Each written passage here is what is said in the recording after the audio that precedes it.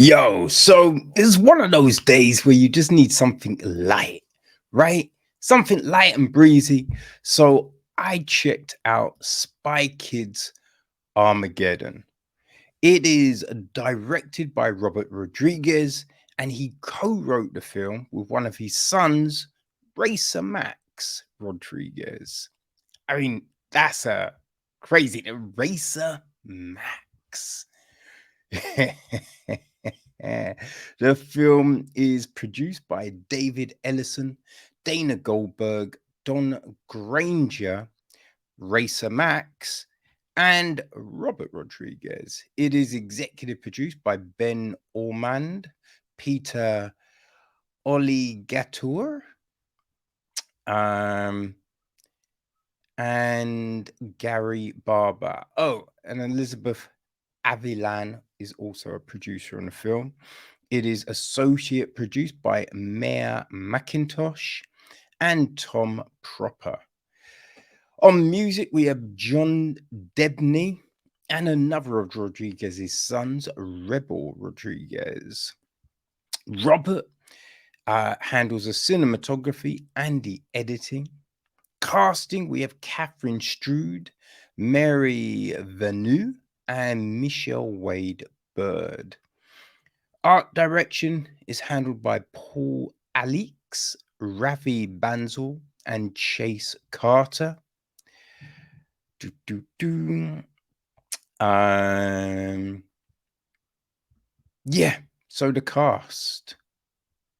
Well, one other thing before the cast, Robert Rodriguez's daughter Rhiannon sings the outro theme song. So yeah, it is a bit of a family affair. Now we have got Nora Torres, played by Gina Rodriguez, and Terence Tango, played by Zachary Levi. Their children, right? So their daughter Patty is played by Everly Carganilla, and their son Tony, played by Connor Esterson.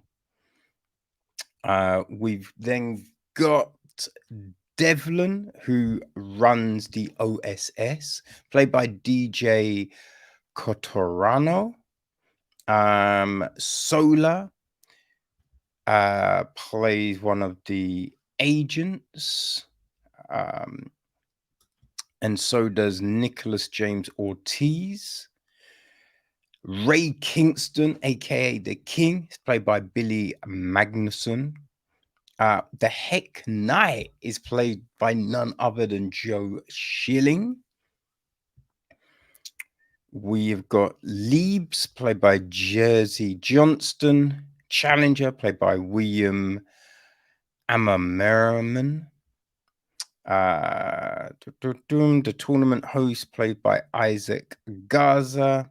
Newscaster, played by Crystal Gutierrez. Kingston's dad, Vargos, is played by Neil Kodinsky. Fabiola Andegur plays another OSS agent. Yeah, that's probably it. Oh, Angel Morales is another OS agent, along with Jeff Todd and Heath Young. So there we go with that. Now, the gist of the story is the children of the world's greatest secret agents unwittingly help a powerful game developer unleash a computer virus that gives him control of all technology, leading them to become spies themselves to save their parents and the world. Right? So, yeah, there you go.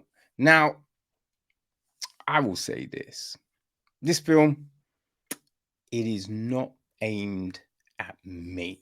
Right? It is, I feel, for a young audience. I think a young audience will most likely find this a lot of fun. Right?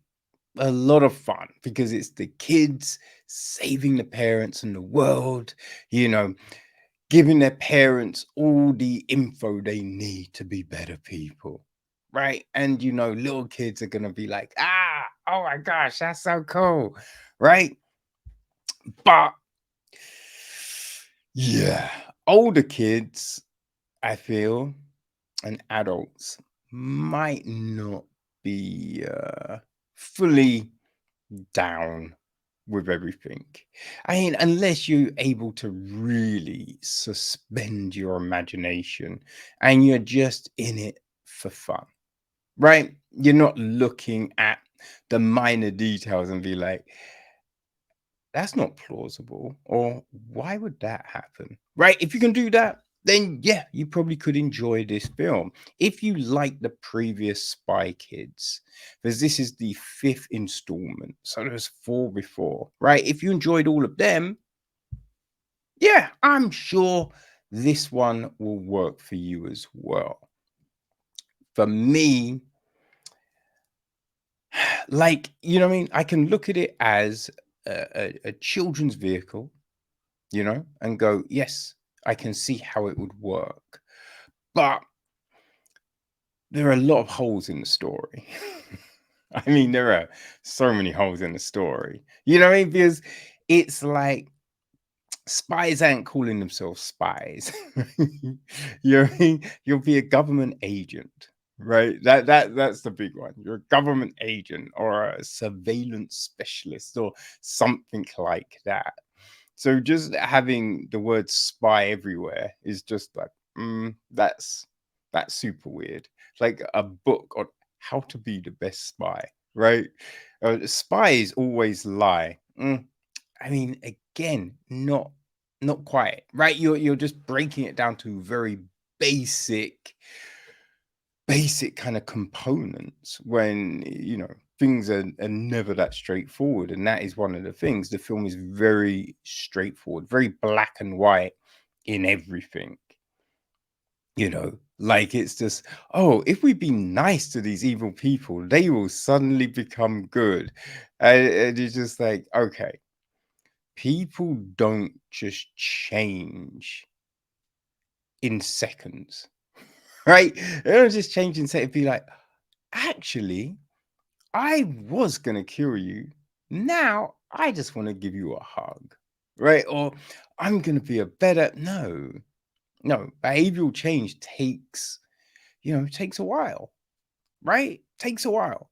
Now, depending what it is, you can implement those changes over different time points, but it's a process, right? It's a process.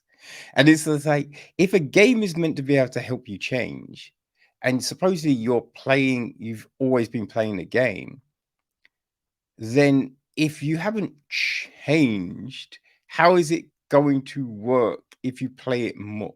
Like, that was a little bit baffling. There's a lot of baffling things here, you know? Like, if you haven't done certain movements, like climbing, right? Here's a big thing, right? I've rock climbed, and the very first time you think, I can do this, and you might get up that wall once or twice, right? But then you're just like, yo, my arms are dead. Because you're using muscles that you wouldn't normally use. It's different muscles than just pulling weights in the gym, you know? So it's just like doing those things. You're not just like, oh, I practiced for a second. Now I'm able to do this. No, it doesn't work like that at all. That's a little definitely a little baffling. Like, I feel if the parents are thinking of kind of grooming, indoctrinating the children, they'd have them doing things like gymnastics, right? Athletics, swimming. Now, if the kids are that, this makes more sense. You know what I mean? Because you'd be like, yeah, you're more used to doing those things. If they're doing martial arts, right? Again, you're like, okay. yeah, I can see that more. But it didn't seem that. Didn't seem that at all. You know what I mean? You're also with the premise that only children play computer games, which we know is not real, right? So many people play computer games. You've got the esports and the e-leagues and everything like that. People streaming their games on Twitch and all those other platforms. So it's just like, everyone be doing this shit now, you know? So everything's like that. There is a heavy usage of green screen. So it does get a little jarring, you know? Does get a little jarring, all of that.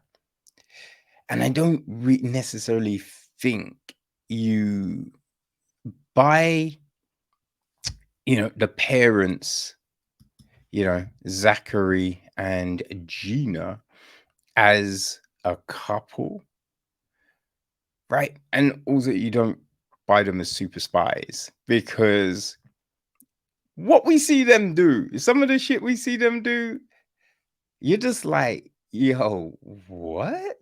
Like, what the fuck? Like, that's some. Yeah, it makes no sense. It makes no sense. Like Levi in this is kind of like an older version of his Chuck character from back in the day, you know? So yeah, you don't really buy them as spies. So you wouldn't buy them as the world's greatest.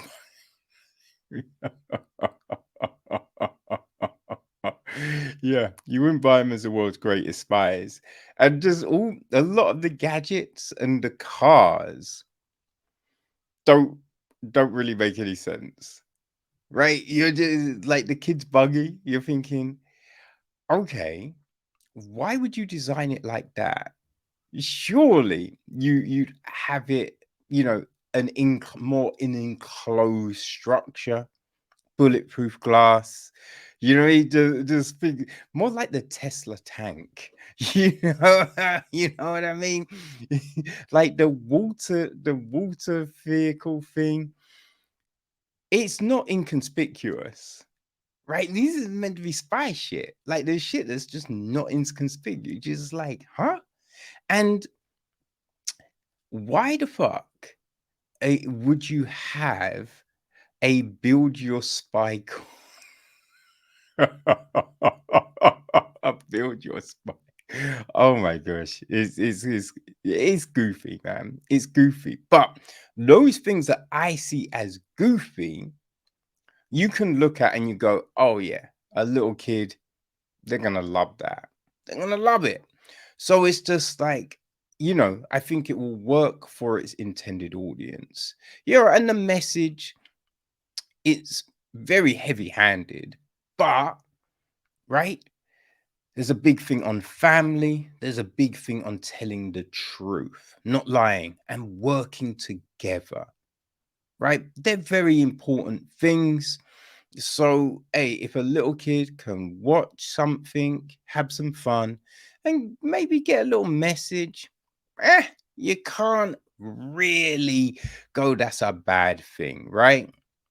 So, Spy Kids Armageddon, it's not for me, right?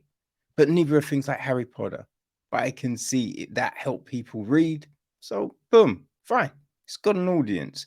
Not for me, but it's definitely got an audience. So if you've got little kids, you know what I mean? You're 5, you're 6, I think they'll dig it, right? There's nothing offensive or anything. You don't have to worry on that front. You know what I mean? So, hey, sit them in front of the TV for 90, I think it's like 97 minutes. Boom. There you go. You just have to then ensure they don't run around and try and be spies because it will not end well if they're using this as a benchmark. So be warned, people. Be warned. Spy Kids Armageddon.